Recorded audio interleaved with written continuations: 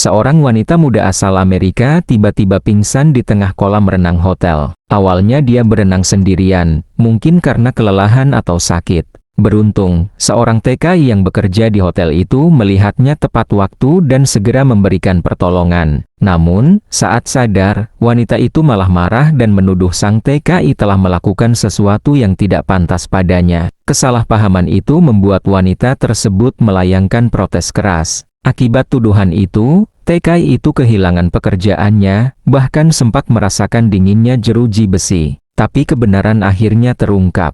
Wanita itu pun menyesal, dan dari penyesalan itulah, cinta yang tak disangka mulai tumbuh di antara mereka. Sebelum kita lanjut, jangan lupa tekan tombol like, subscribe, dan tulis di kolom komentar. Kamu nonton dari kota mana? Kalau sudah, mari kita saksikan cerita selengkapnya.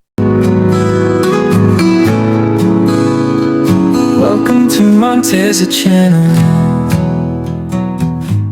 Sore itu, langit Kuala Lumpur mulai berwarna jingga, angin bertiup pelan, membuat suasana di area kolam renang hotel terasa tenang dan nyaman. Seorang wanita asing, berkulit putih dan berambut pirang, sedang berenang sendirian di kolam. Tak banyak tamu sore itu, kolam nyaris kosong, hanya suara gemericik air yang menemani. Tak ada yang tahu siapa nama wanita itu, kecuali bahwa dia adalah tamu asing yang baru menginap beberapa hari di hotel tersebut.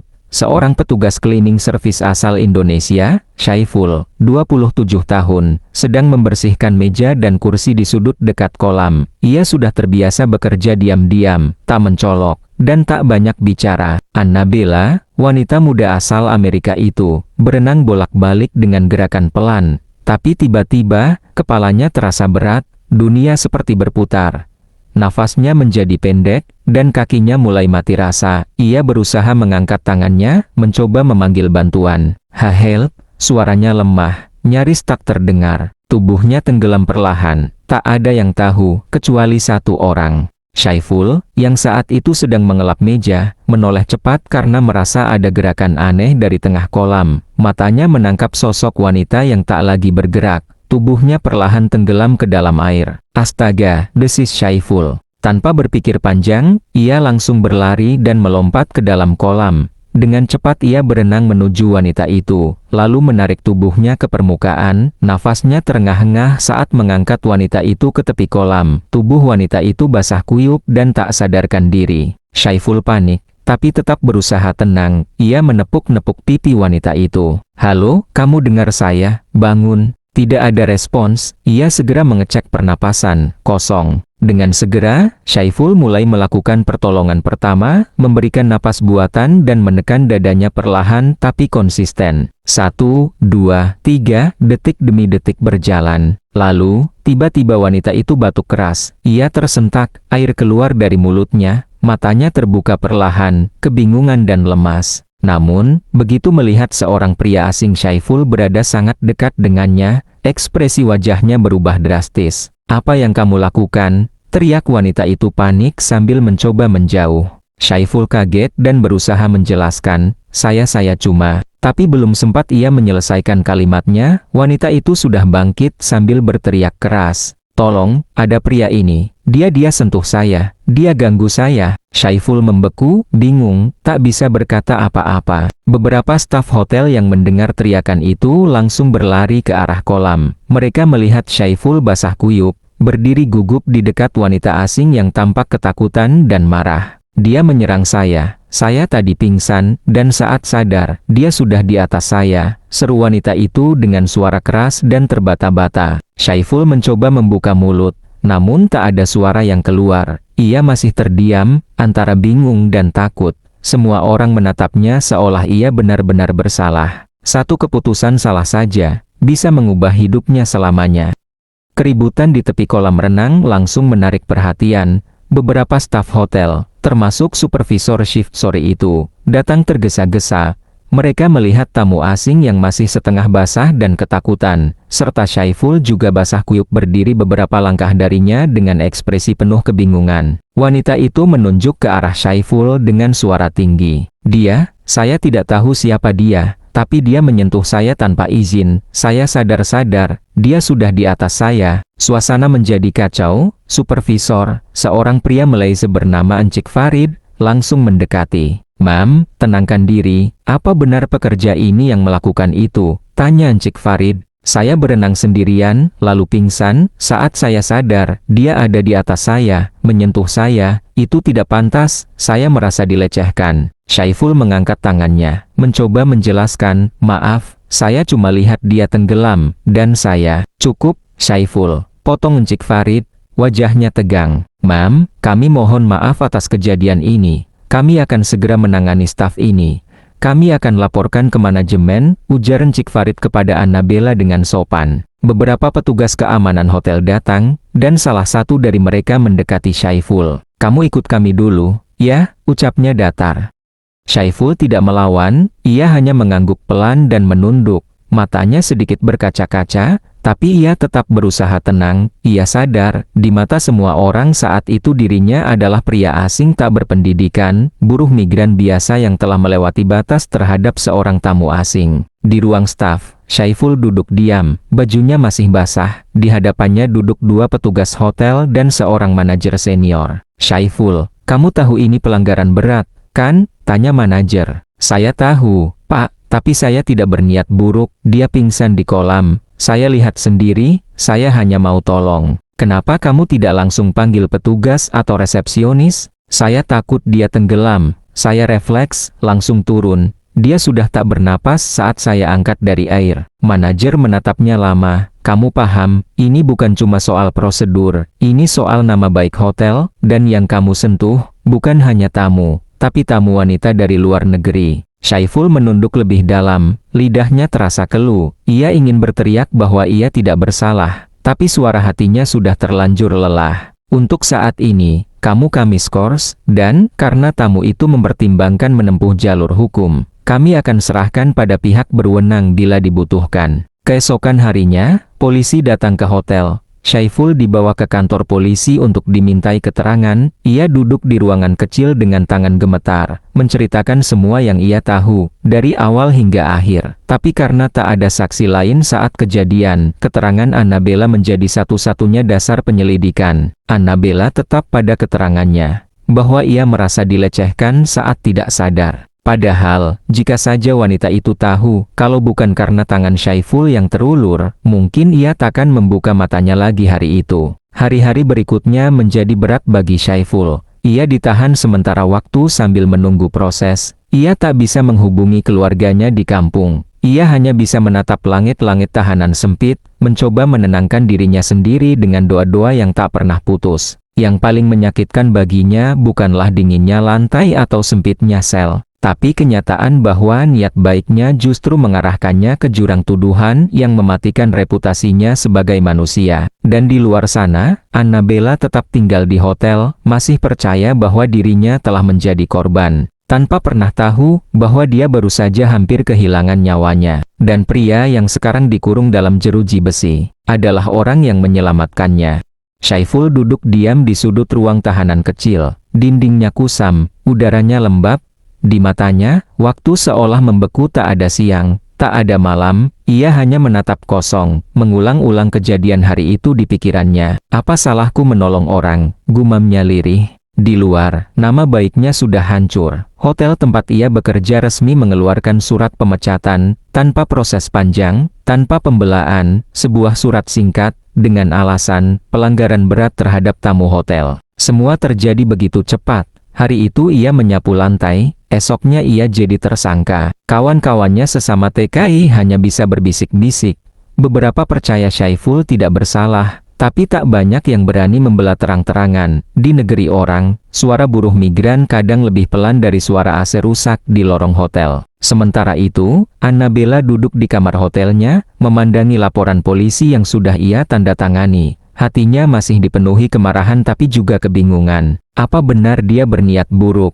Batinnya bertanya-tanya. Namun, amarah dan trauma yang membekas membuatnya yakin dengan pilihannya. Dia terlalu dekat. Dia menyentuhku. Itu cukup, pikirnya. Tak ada yang tahu bahwa di balik sikap tegasnya, ada pertanyaan-pertanyaan kecil yang mulai muncul di dalam hati. Pertanyaan yang belum berani ia jawab. 3 hari berlalu sejak kejadian itu. Syaiful masih ditahan, menunggu proses selanjutnya. Ia hanya makan sedikit, Tidak selera, di benaknya hanya wajah ibunya di kampung halaman dan wajah wanita asing yang kini menuduhnya melakukan hal yang tak pernah ia lakukan. Tiba-tiba pintu ruang tahanan terbuka, seorang polisi masuk dan memanggil namanya. Syaiful bin Mahmud, ada pemeriksaan lanjutan, ikut kami. Syaiful bangkit pelan, tangannya diborgol, tapi kepalanya tetap tegak, meski dalam hati remuk. Di ruang interogasi, ia duduk kembali. Kali ini, ada 2 orang polisi lain, dan seorang staf hotel yang ikut hadir. Salah satunya membawa dokumen. Kami sedang menunggu hasil pemeriksaan tambahan, ujar salah satu petugas. Jika tidak ada bukti kuat, kasus ini bisa berubah arah. Syaiful hanya mengangguk, ia tidak berharap terlalu banyak. Tapi setidaknya, ia tahu dirinya tidak berbohong. Di sisi lain, seorang staf IT hotel sedang menelusuri sistem CCTV. Ia diperintahkan untuk mencari rekaman kolam renang hari itu. Tapi anehnya, satu kamera yang biasanya mengarah langsung ke kolam, ternyata mati. Namun, kamera lain yang terpasang di lorong dekat kolam masih merekam. Dalam rekaman itu, terlihat Syaiful sedang membersihkan meja, lalu tiba-tiba panik, menoleh, dan berlari ke arah kolam. Gerakannya cepat, refleks. Staf itu mulai curiga. Ia menunjukkan rekaman itu ke manajer hotel. Manajer mengerutkan dahi. Coba kamu cari rekaman sebelum dan sesudah itu, kita lihat seluruh gerakan dia. Sebuah potongan kecil perlahan membuka celah kebenaran. Tapi di saat itu, Syaiful masih belum tahu, ia masih duduk di balik jeruji. Ia belum tahu bahwa secercah cahaya mulai terlihat di ujung lorong gelap. Yang ia tahu hanya satu hal. Kalau waktu bisa diulang, aku tetap akan tolong dia. Meski harus kehilangan pekerjaan, meski harus mendekam di penjara, meski harus dicap buruk, ia tetap akan menyelamatkan wanita itu. Karena bagi Syaiful, nilai nyawa manusia tidak ditentukan oleh status atau jabatan, tapi oleh keberanian untuk menolong, bahkan saat semua orang bisa salah paham. Minggu itu, suasana hotel masih terasa canggung. Kasus yang melibatkan tamu asing dan seorang TKI membuat manajemen bekerja ekstra hati-hati. Apalagi, reputasi hotel dipertaruhkan. Annabella masih tinggal di kamarnya, wajahnya mulai sedikit berbeda, tidak lagi penuh kemarahan, tapi tampak ragu. Di balik kepercayaannya terhadap apa yang ia rasakan, ada suara kecil yang mulai mempertanyakan ulang semua kejadian hari itu. Apa dia benar-benar berniat buruk? Tapi, aku pingsan. Aku bahkan tidak tahu apa yang terjadi, ucapnya pelan di depan cermin. Ia mengingat jelas bagaimana dia tenggelam, lalu, gelap, tapi detik berikutnya, saat sadar, dia hanya melihat seorang pria asing basah kuyup berada sangat dekat dengannya. Reaksi spontan dan ketakutannya berubah jadi tuduhan yang kini menjatuhkan hidup orang lain. Annabella menarik napas panjang, rasa bersalah mulai tumbuh, meski ia sendiri belum bisa mengakuinya. Di sisi lain, staf IT hotel akhirnya berhasil menelusuri lebih dalam rekaman dari kamera-kamera sekitar kolam renang, walau kamera utama yang mengarah langsung ke kolam mati. Kamera dari 2 sisi lorong menangkap cukup banyak informasi. Rekaman menunjukkan waktu-waktu krusial. Syaiful sedang membersihkan meja dengan tenang. Lalu, ia tiba-tiba panik. Ia melempar lap ke samping dan langsung lari ke arah kolam. Tak lama kemudian, terdengar suara percikan air dan tubuhnya melompat masuk. Ia keluar beberapa saat kemudian sambil menarik tubuh wanita itu, lalu melakukan pertolongan pertama. Meski tidak terekam secara langsung dari dekat, urutan gerakan itu berbicara banyak. Manajer hotel menatap layar rekaman dengan wajah serius. Ia menoleh pada staf HR yang ada di sampingnya. Kalau dia berniat buruk, kenapa panik begitu duluan? Dan lihat, dia nggak pegang HP, nggak manggil orang, dia refleks. Itu reaksi orang yang ingin menyelamatkan, bukan yang punya niat jahat. Staf lain mengangguk pelan. Mereka mulai sadar. Mungkin, mereka telah terlalu cepat menilai. Hari itu juga, manajemen hotel mendatangi pihak kepolisian. Mereka menyerahkan rekaman yang baru ditemukan sebagai bukti tambahan. Petugas penyidik memutar ulang beberapa kali. Ini bisa mengubah arah kasus, ucap salah satu petugas. Esoknya, Annabella dipanggil untuk kembali memberikan keterangan. Di ruang interogasi, penyidik menunjukkan padanya rekaman tersebut. Annabella menatap layar tanpa berkedip. Ia melihat detik-detik saat dirinya mulai tenggelam, walau tubuhnya tidak terlalu jelas terlihat. Pergerakan Syaiful sangat jelas. Ia panik, berlari, melompat, lalu menolong. Annabella mulai gemetar, tangannya menutup mulut. Ini waktu aku pingsan ya? Tanyanya lirih. Petugas mengangguk, dia tidak menyentuh kamu dengan niat jahat. Dia menolong, kalau tidak, kamu mungkin tidak selamat. Air mata Annabella mulai jatuh, kepalanya tertunduk. Ia sadar bahwa tindakannya telah merusak hidup seseorang yang sebenarnya menjadi penyelamatnya. Aku ingin bicara langsung dengannya, ucapnya pelan. Beberapa jam kemudian, di ruang tahanan kantor polisi, Syaiful duduk diam seperti biasa. Tiba-tiba, pintu terbuka, seorang petugas masuk dan berkata, "Ada yang ingin bertemu kamu." Syaiful mengangkat kepalanya. Di belakang petugas, berdiri seorang wanita yang sangat dikenalnya sekarang. Annabella. Matanya sembab, suaranya pelan, tapi ucapannya jelas. "Aku minta maaf." Syaiful hanya menatapnya. Sekian hari dituduh, dipenjara, difitnah, semuanya seolah runtuh dalam satu kalimat itu. "Aku salah, aku terlalu cepat menyimpulkan. Aku takut, aku marah. Tapi aku tak pernah benar-benar tahu kamu menyelamatkan nyawaku." Beberapa detik, hening menyelimuti ruangan itu. Lalu Syaiful berkata lirih, "Tak apa, kalau waktu diputar ulang, aku tetap akan tolong kamu." Kalimat itu menghantam hati Annabella lebih keras dari semua tuduhan yang pernah ia lontarkan. Karena di hadapannya, bukan hanya pria yang ia fitnah, tapi pria yang diam-diam menyelamatkan hidupnya.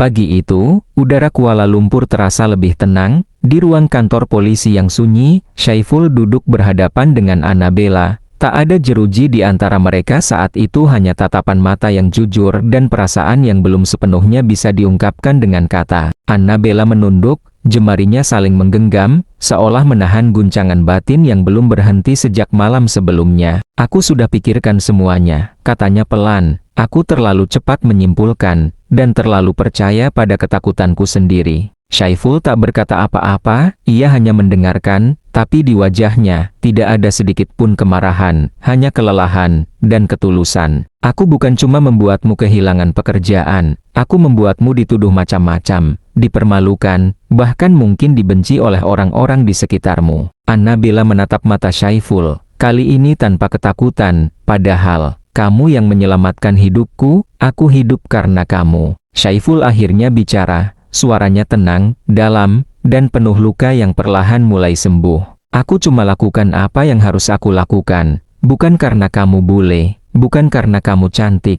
tapi karena aku lihat manusia yang butuh pertolongan." Ucapan itu membuat Annabella tercekat. Ia menutup matanya, menahan air mata yang akhirnya tak terbendung lagi. "Aku mau menebus semuanya. Apapun, tolong beri aku kesempatan." Syaiful hanya menghela napas. "Aku sudah kehilangan pekerjaan, tapi aku masih punya harga diri. Aku nggak minta apa-apa darimu, cuma satu hal saja."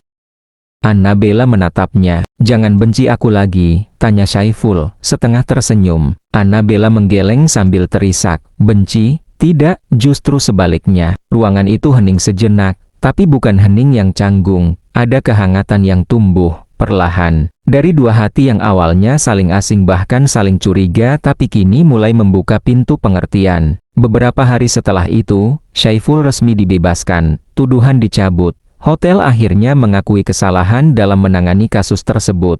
Bahkan mereka menawarkan Syaiful untuk kembali bekerja. Namun Syaiful menolak, bukan karena marah, tapi karena ia merasa waktunya di tempat itu sudah usai. "Aku cuma mau mulai lagi, mungkin dari awal, tapi di tempat lain," katanya kepada petugas hotel yang menemuinya. Sore itu, sebelum ia meninggalkan kawasan hotel, seseorang memanggilnya dari arah lobi. "Wait, Syaiful." Ia menoleh. Itu Annabella, kali ini tanpa kemewahan khas turis asing, hanya celana panjang longgar, atasan sederhana, dan senyum yang jujur. "Aku ikut," katanya sambil menarik koper kecil. Syaiful mengerutkan dahi. "Maksudnya?" Annabella tersenyum. "Aku nggak punya rencana kemana-mana.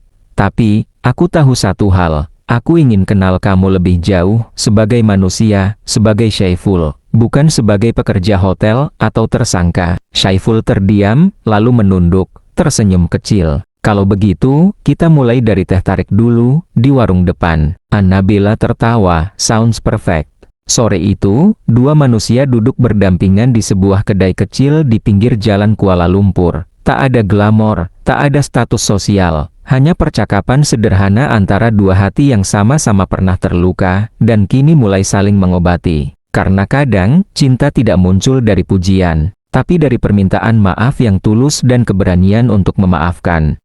Duduk di sebuah warung sederhana di pinggiran kota Kuala Lumpur, dua orang dari dua dunia berbeda saling menatap dengan tatapan yang lebih jujur daripada sebelumnya. Tak ada formalitas, tak ada jarak. Hanya dua manusia yang sama-sama pernah terjebak dalam kesalahpahaman, dan kini menemukan sesuatu yang bahkan tak pernah mereka bayangkan sebelumnya. Syaiful menyeruput teh tariknya perlahan. Kamu yakin, maksudku, kamu kan tamu luar negeri, datang dari dunia yang jauh lebih mewah dari ini, ngapain duduk di warung pinggir jalan begini? Annabella tersenyum kecil, karena buatku, ini lebih nyata, lebih jujur. Syaiful tertawa pelan. Jujur ya, ini teh tarik paling murah yang bisa aku beliin. Annabella ikut tertawa, tawanya ringan, tapi penuh arti. Tawanya seperti seseorang yang akhirnya bisa bernapas lega seolah beban yang dulu menekannya, kini sudah perlahan menguap bersama asap dari gelas teh hangat itu. Dulu, waktu kecil, aku pengen banget pergi jauh, keliling dunia, bebas dari tekanan hidup,